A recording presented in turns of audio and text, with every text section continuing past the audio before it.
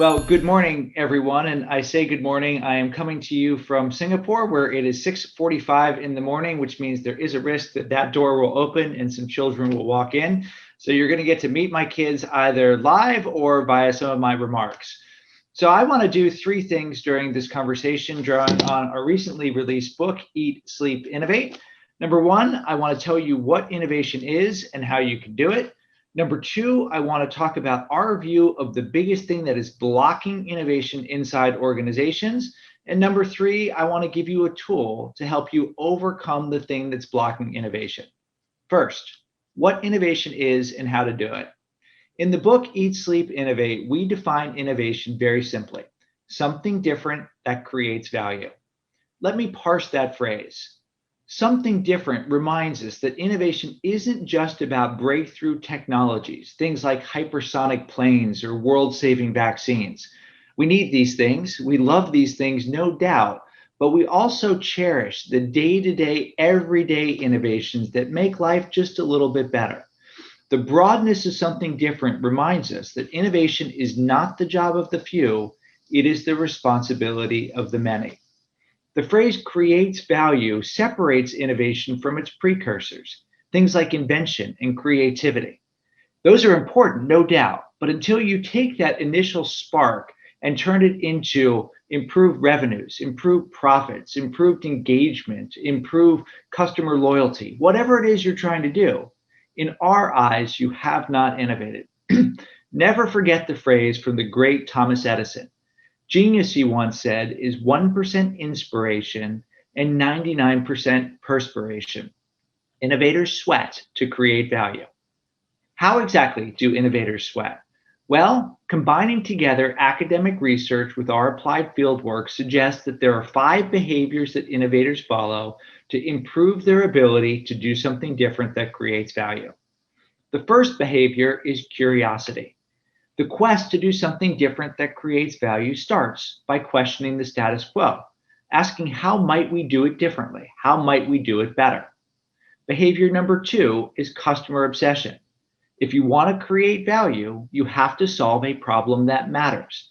That means understanding the job to be done of the customer, the consumer, the supplier, the stakeholder, the colleague, whomever it is you're trying to innovate for. Great innovators spend the time to find the itch that has not yet been scratched.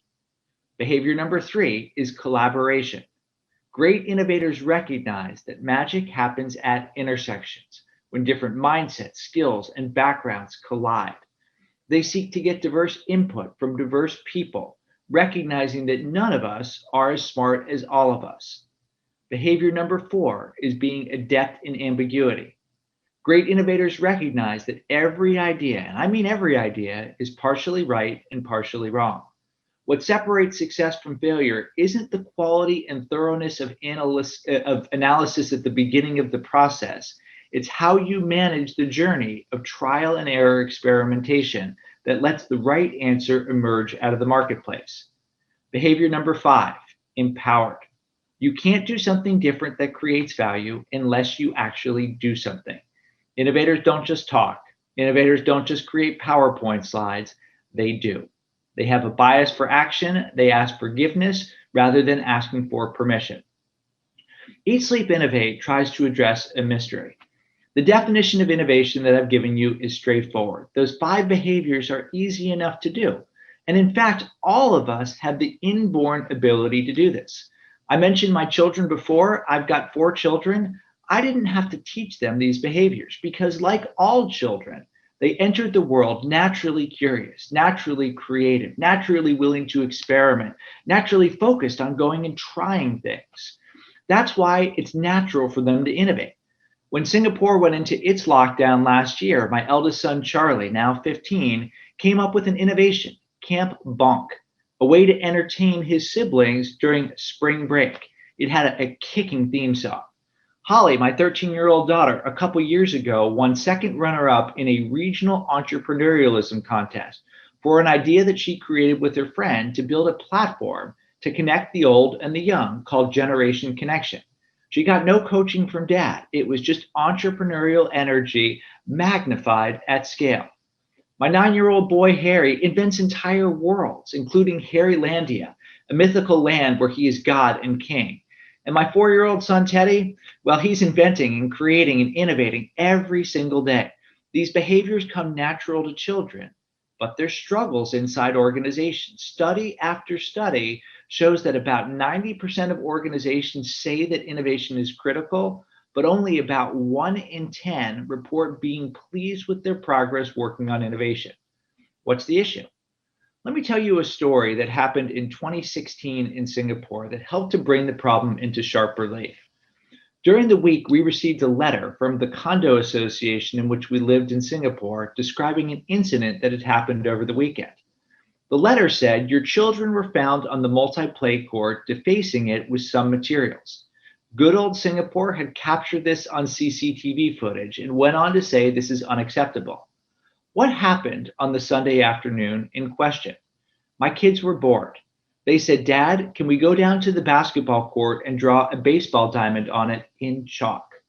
Not only did I sanction this behavior, if the CCTV footage was in higher definition, you would see that I was on the basketball court doing this heinous act of vandalism alongside my kids. Now, the letter goes on to say, fortunately, our cleaners managed to remove the stains.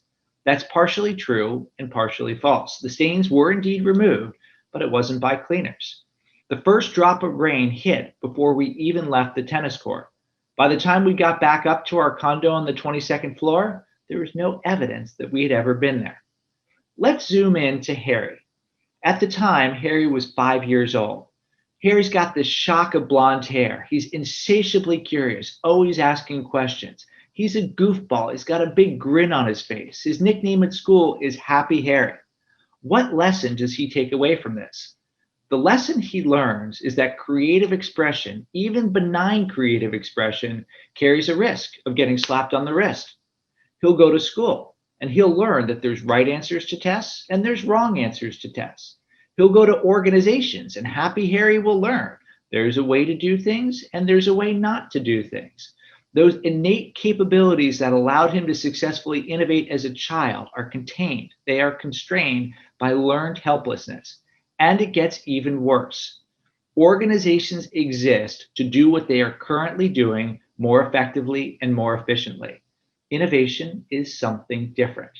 The systems and structures and rituals and routines in organizations all institutionalize inertia, leading to a virtual addiction to business as usual. That is the innovation enemy inside most organizations. What do you do about it? Well, you rip a page out of the habit change literature. You fight that inertia with a tool that we call beans.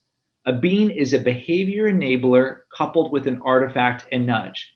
If you study habit change, you know that you have to fight a multi-front battle. You need to make sure that you go after the different ways by which humans make decisions. Start with the behavior enabler. This goes after the rational, logical mind where we make conscious choices, what Daniel Kahneman would call System 2. These are rituals and checklists and specific tools to help people do new things.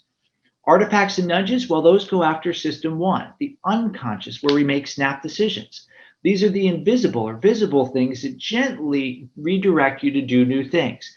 It's the picture on the wall that soaks into your subconscious. It's the leaderboard you receive that leads you, like all humans, to say, I want to be number one on this leaderboard. Combining those two things together overcomes inertia, encourages the behaviors that drive innovation success. In Eat, Sleep, Innovate, we've got 101 different beans. They're downloadable from the companion website, eatsleepinnovate.com. Don't worry, I'm not going to go through all 101. I just want to give you two quick examples. The first is from the Australian software company Atlassian. It has a ritual called a Premortem. Now, you probably have heard about a postmortem or an after-action review. That happens after something's gone wrong. You try to figure out what happened. A premortem is done at the beginning of the innovation journey. You try to figure out what could go wrong, what problems might pop up. This does two things. Number one, it often helps to surface what otherwise were hidden risks.